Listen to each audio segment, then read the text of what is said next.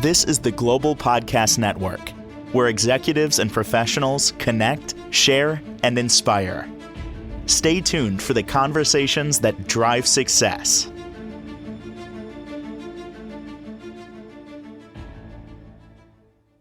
So I question all of us on this.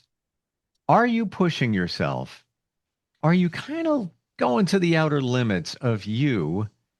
Because it's been said that if we do, that's where the breakthroughs happen. That's where change happens. There's a place for being comfortable, but how much are you pushing? How's your discernment in all of that? We're going to talk about that today and some other things that may impact us astrologically. She is amazing in terms of what she does as a life coach, blending the science of astrology to lead us in a positive direction and maybe improve our discernment. I've entitled the podcast Live from the Loft because if you can see the video, she's in this amazing loft that I initially thought was just a Zoom background, but no, this is where she is. It's amazing. It's all very woody, and she's our professional of the year. Nancy Volante is back with us. How you doing? I'm good. I'm good. I've been thinking a lot these last couple weeks on a little bit of a deeper level about discernment. So, I'm always exploring because of the work I do and the human condition. I think we're all exploring. And I like what you say about, do we push ourselves or do we just feel comfortable? Last week when we talked, we were talking about, I think it was last week, we were talking about the South Node and North Node.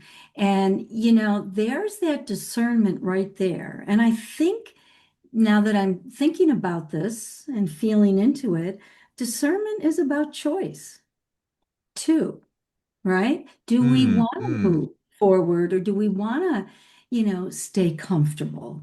And what does that feel like? And how do we discern that in our physical body? How do we, what I call the body consciousness, the body language? The body's always talking to us, right? The moon is in Scorpio today. And that is it's an intense moon, okay? Because Scorpio is not, it's still waters run deep with Scorpio. Scorpio is a water sign. And of all the three water signs, Steve, it runs the hottest. Mm. Right. So, because it goes deep. And if we want to keep on pressing down and pressing down on it, it becomes a well of hot, sometimes toxic energy. So, how do we discern how much of the valve to release? That's kind of Scorpio, releasing the Okay. valve. Mm. No, it's a It's, great analogy. Like I see it totally because you don't want to just turn the valve and, all this hot, toxic, damaging water come flowing out. I mean, how many times you go into a restaurant bathroom and you reach for the hot water, you put it on like, oh, whoa, whoa, their oh, hot yeah. water heater's cranking. Like, well, I Yeah. wasn't expecting that. It's way hotter than Yeah. it is at home. But just so carefully, but discerning how much you're going to release. And it's your You know, choice too. You have a choice. You could put it on full force or just, a little bit, let a little bit out there. yeah, and you know what? The universe doesn't, because we're talking about the cosmos, we're talking about how we are part of the universe, doesn't really judge our discernment. I think that, because I didn't want to bring up, because a lot of times, it's brought up from the angle of empathy. Oh, then we have to have discernment because we give too much. But if we, like, we're turning it around today, it's like, you know, our discernment is our ability to our barometer too, just like the valve. It's our barometer. And, it's everybody's different. When I'm thinking about astrology, wellness coaching, I'm thinking as the astrology part of it is the guide, the map, right? And I'm thinking about the coaching part of it as the compass. Where do we go? Do we go this way? Do we go that way? And there's that discernment too. Did I go too far? You know, um, yeah, how do we work our discernment? in a Hmm. way that balances our energy because Moon in Scorpio today, Scorpio is about energy. It's about transformation. It's about death and rebirth. And we could have a death and rebirth like so minute. It doesn't have to be like this big crashing down, right? It can be very small. Something clicked in my mind just now about discernment. And you said the word empathy. Whenever I use that word, and I've done strength assessment tests, to my surprise, it comes up like at the top for me, empathy. It's always way up there. I'm surprised I'm not. I never use that word focusing on ourselves. It's always empathy for others. Yeah, We can have empathy for ourselves too. It's off my 100%. radar all the time. I never even connected that word with myself Yeah. until you just said it. And I think a lot of people, yeah, I don't know if I did either. And I think I'm learning how to do that Yeah, same. because, I am an empathetic person. And that was You always have to my, be in terms of what you do. I don't think you'd be you doing it have if to you be. weren't. Yeah, You right. know? Exactly. But it always wasn't to my health and well-being because, energy is energy and it affects us. And we have to know how to discern and how to work with that. It's a dance. Mm. Sometimes I'm wondering, I'm not making this a statement, but I'm wondering, do we think discernment is too hard-edged? That's a question. I'm just wondering. You talking about empathy made me think about that. How would you give an example how it may be too hard-edged? Well, does it place so many, does discern, okay, this is what I think. Does discernment turn into a defense mechanism?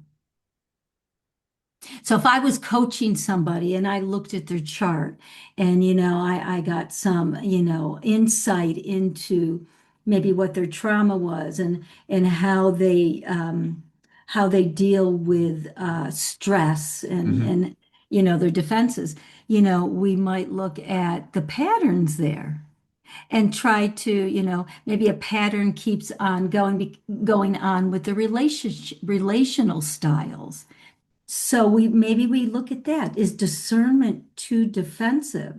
Hmm. We have to let up a little bit in order to understand a little bit more deeper of energy, whether it's intimate, love, a caring for, trust, all those kind of Hmm. energies that we either either we go towards or we run away from. And I think that we all do that back and forth in our lives, but it's a back and forth. It's a dance. We want to keep it dancing, and it's hard. I know I haven't always done it. Oh, totally. And a lot of times, doesn't it come back to the fear within us? With that discernment, we want to Yeah, protect ourselves in so many ways. And when we talk about pushing ourselves a little bit more, why don't we?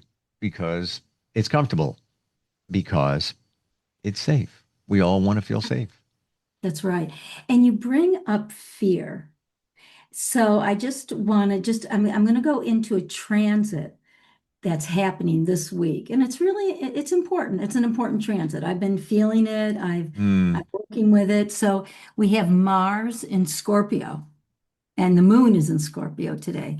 So Mars is very comfortable in Scorpio because the ancient ruler of Scorpio was Mars, because every archetype has a ruler, a planet, and also Pluto. So Scorpio has two, Mars and Pluto. So we're dealing with Mars. We'll just talk about Mars. So we're dealing with Mars.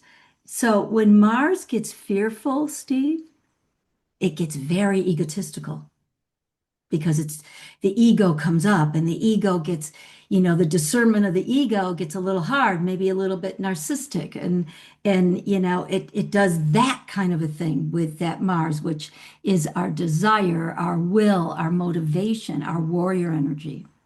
Or if we're conscious I'm going to bring up the word discernment because we're looking at that today.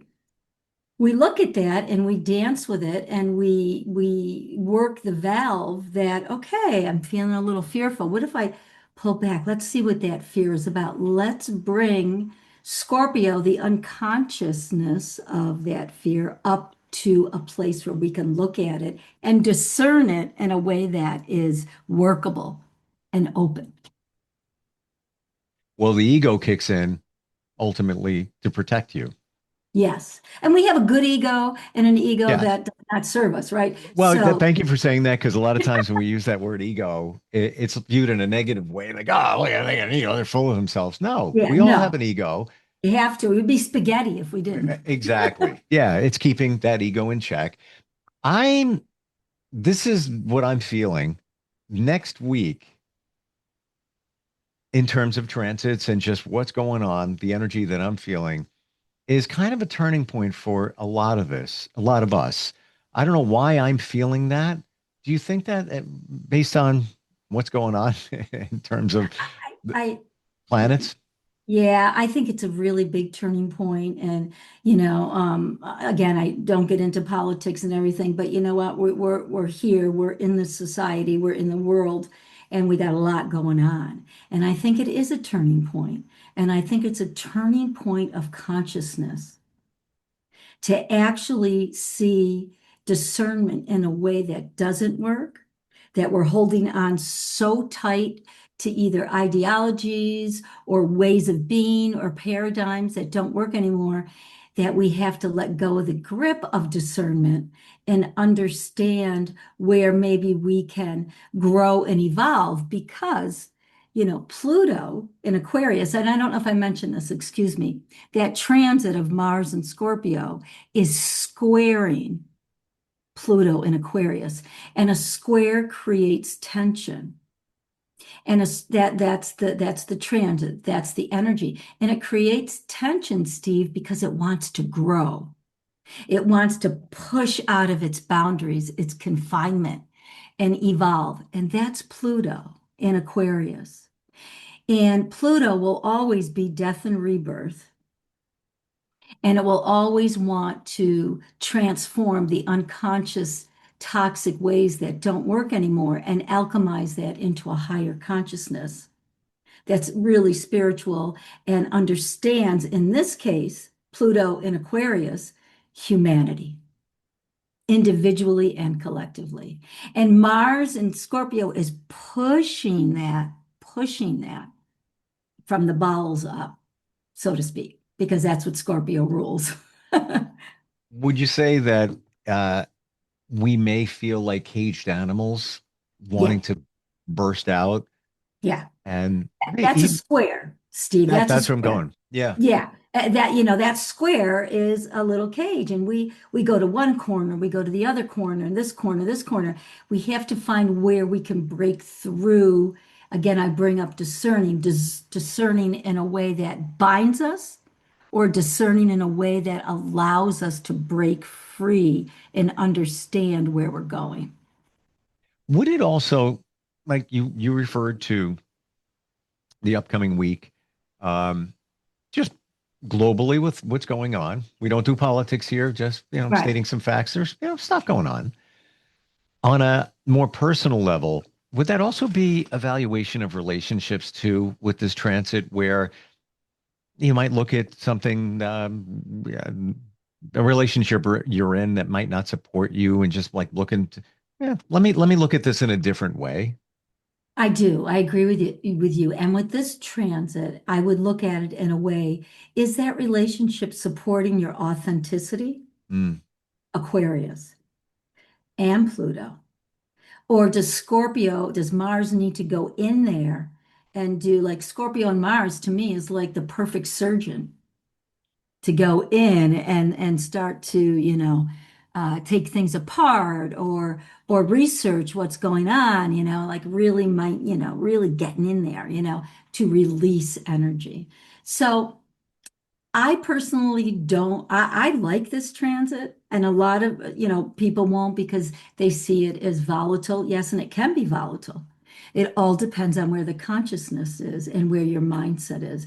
I think it can be very transformative and healing, and really you begin to understand energy, because Hmm. that's Scorpio. Scorpio is energy, and the alchemizing of energy. You don't have to be quote unquote a healer, any of that. Healing is healing for everybody in whatever way that you can. It's about, in this case, Scorpio is about feeling because it's a water sign. It's emotional, but it runs deep, it runs hot, it runs intense. So this transit, how long would you say it lasts? I mean, it's going to last a while. I'm sorry, I didn't look to see exactly date to date, but it's gonna be there. Yeah, it's gonna How do be we there. find the courage to use that transit to make change? Again, back to it's nice to just be comfortable and not, push ourselves at all. How do we get out of that, out of the box, so to speak? Man, it's such a great question. I love that question. It's hard because, transits come and go, right? Transits come and go and they talk to the world. Transits come and go and they talk to your planets and your chart. And again, we talked about fate last week, and fate is about, to me, is about choice. It's all about how are we going to evolve and what is comfortable for you to evolve. So under this particular transit, and I do this myself, I would get body work. I would go see an astrologer or an astrology wellness coach. I would get support so you can bounce that energy or communicate that energy with another person, because this transit, it's intense. So to do it by yourself is hard. You could do some work by yourself, but you want to have a breakthrough in a sense that you're able to express yourself,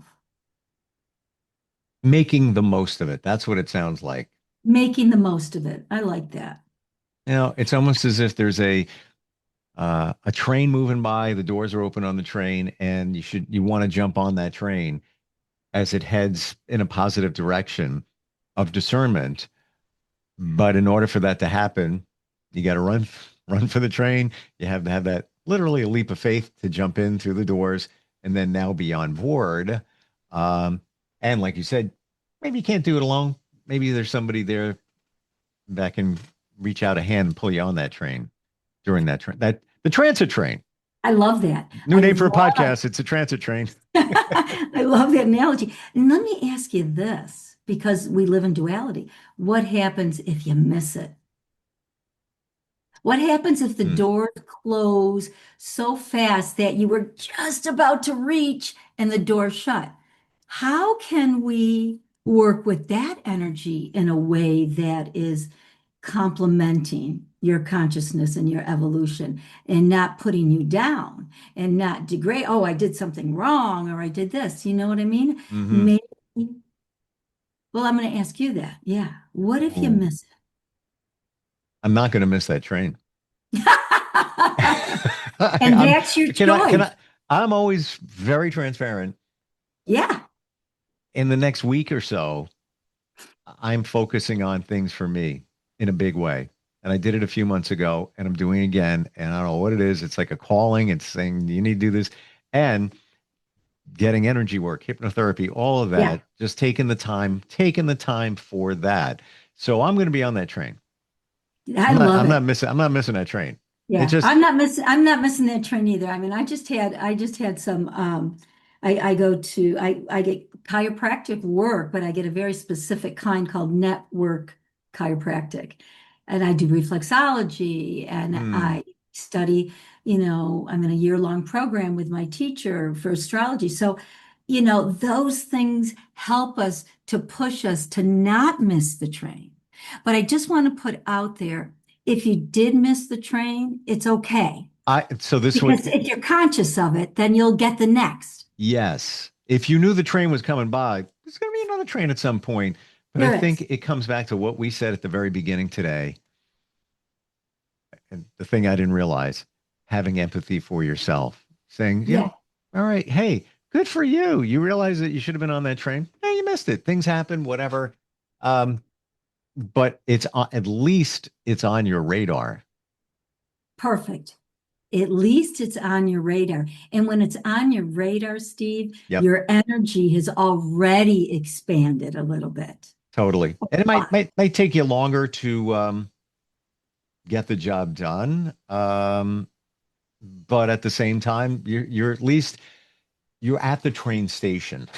Yeah. You may not be on the Yeah. train, but you're at the train station. I love that. I love that. And you know what? That supports the human condition because we're all different and we're all going to get on that train at different times and we're going to get on there in different ways, but it's still the same train. So with that said, our commonalities would within our differences come alive. Hmm. And if this was a few years ago, I wouldn't even know where the train station was. I hear you. But now I'm I feel a calling. Yeah. Like I already bought the ticket for the train. I need to be Yeah. on that train. There's Yeah. just something saying you need to really focus, and this is going to move things in a big way. That also means leaving others behind that would not get on the train, even if you begged them and said, you need to be on this train, not just with me, but Exactly. you need, and you let it go because that's And that's the their part choice. that, yeah, that's the part that sometimes does not feel good with change, Well, right? sure, sure. And but it's in the end probably good for all involved. Well, especially In a if sense. it's something that doesn't support. So let's say it's a relationship, job situation, whatever it might be. If you're feeling it, then it's probably the answer that it doesn't support you, and you need to go in another direction, maybe on that train or another one, whatever it might be. But it's not easy. Yeah. And if you do have empathy that doesn't have discernment, now I will bring that up, then it's hard to get out of a situation that is not supporting you. So you continue to miss the train Hmm. over and over again with certain aspects of life, certain themes of life that correspond to the birth chart, the map. So for this transit train, three words that we should adhere to. We should how we describe what this transit is. Three words. What do you got? Transformation, Okay. consciousness, release. Hmm. If you will excuse me for just a moment, I am writing that down because I want to share with others. Transformation. And what was the other word? I got Oh, release, release and consciousness. consciousness. Beautiful. And I'm I always gonna ask this because I'm gonna write those down too, Steve. they're good. Um, I'm going to ask this. I always do, but I feel it helps give us a bearing. Scale of 1 to 10, 10 being everybody, this is a really, really, really, really impactful, important transit. Where are we at? 10. Wow. And Here's again, I say that 10 because Pluto is at 1 degrees, which is the beginning of the journey, and Uranus and Neptune, and they're all at that beginning degrees of change of paradigm, change of consciousness. So I'll be saying 10 for a while. and it's would you say final question, Nancy, would you say that in the last number of months, even since we've been talking, there's been a lot of 10 transits, a lot of tens Yeah, going on here. yes, Hmm. absolutely. Why now? What's going why? I think, it's where we are in our evolution. It's where we are when we change ages. Now, I don't know, this is a whole ball of wax I'm opening up, or maybe a can of worms, I'm not sure. But the age of Pisces, 2000 years. And some astrologers think that it's a ways away. Some people think that it's right around the corner. I think it's right around the corner for me because Pluto and Aquarius suggests that we are changing a big paradigm. So we are changing. Hmm. We're changing on a bigger scale of times and how we live. And like we had the Industrial Revolution and so what is this? I'm not sure yet. Is it we getting back to humanity time? I don't know yet. That's what we don't know. We're I'm in it. I'm going to say yes on that humanity. There's a Okay. transformation Yeah. of that going on here. And consciousness, you said it before. I think it's been elevating like the hot waters of Yeah. what was that Pisces? That was Scorpio. Scorpio. I feel that it's percolating and boiling Yeah. of us wanting to have consciousness. We want something. We want change. We're reaching for hungry for something. We don't know what it is. This is what it is. Yeah. And it takes time. Yeah. The universe is really the biggest teacher of the creative process. And we want it to happen fast because that's how we are, that's where we live, but it's a process. It's a process. My teacher said to us one time, she said, of some of these transits and like Neptune and Uranus, all these planets at this 1 degrees, the outer planets, it's time to let go of the shore. Like let go of hanging on to the shore and allow yourself to float out into the unknown. That's scary, Well, but it's what causes transformation. It's a precursor to transformation. I see that. I understand it. Now I Yeah, accept it. And my mother always used to say, yeah, your parents always have these different phrases. And when you're yeah, younger, you're yeah. like, yeah. She always used to say, go with the flow. Just get to go with the flow. And I love it. I'm like thinking to myself as, a 20-year-old, you're old. What do you know? What is that? What does that mean? Go with the flow. I know. You Now I know, know the yeah. flow is, call it the river of life. And it's taking Mm, you down the river because that's the way you're supposed to go, but we fight it. So, like you yeah, said, we grab the shore, there's a rock. I'm going to hang on to that rock. I'm yeah, not going to go. Or you're going to swim the other way, or you're going to yeah, swim to another shore. Bottom line here of all of it is you're going to wind up going with the flow. It's going to take you longer. And going with the flow also means learning lessons and moving on as opposed to have to learn them over again and learn them over again because I grabbed the rock, I grabbed the shore. If I just got on my back and just went, it'd be yeah. beautiful. That's so beautiful, Steve. I love that. I'm gonna take that with me for today. And my mother used to say to me all the time, Please. time waits for no one. So that train's not going to wait for you. It's going. So you got to be there and on you go. I got chills right now with that because there's a song I used to listen to and it used to like grab me and I haven't heard in a long time. I will be listening later today. The Rolling Stones have a very undiscovered, beautiful song called Time Waits for No That's One. right. I got to write that down. Okay, And it Rolling. and it's not their song Time Is on My Side.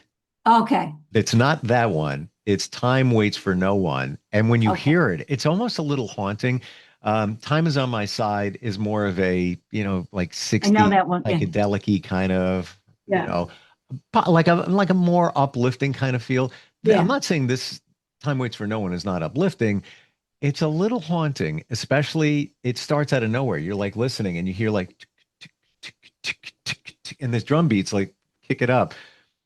That's your homework assignment. I want you That's to my listen to that homework. I'm song. going to listen to that. I can't wait. I might even move and dance too. I love it. Whatever moves you. That's right. Thank you for today. And by the way, I will be sharing those 3 words with a group I'm part of tonight Oh, at 8 o'clock. I am. oh, that's so I wrote it beautiful. down because they need to hear it. I I love need to that. hear from you. Best way to find you if somebody wants to work with you on a coaching level, astrological level, or both. How do we do that? You could go to my website, thewhisperingsoul.net. Everything is on there. You can set up an appointment.